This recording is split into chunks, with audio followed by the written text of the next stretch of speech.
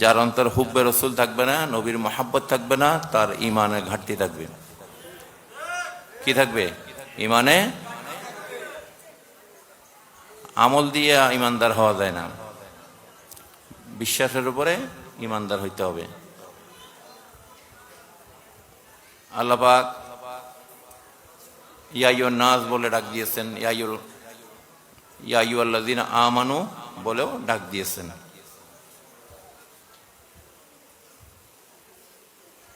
ওয়াল মুমিনু ওয়াল মুমিনাত ওয়াল মুসলিমু ওয়াল মুসলিমাত, আছে কি না?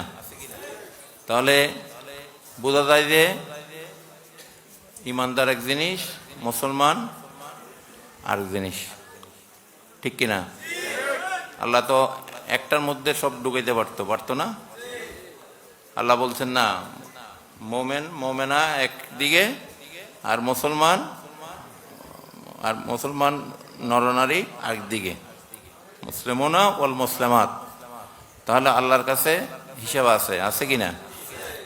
আমাদের কাছে হিসাব নাই, আল্লাহর কাছে ঠিকই হিসাব আছে। কারা মুমিনের দরজায় থাকবে, কারা শুধু মুসলমান হিসাবে নিজেদেরকে দাবি করবে, আসলে তাদের অন্তরে মুমিন হওয়ার জন্য যে বিষয়গুলো দরকার, যে গুণগুলো দরকার, সেগুলো থাকবে না।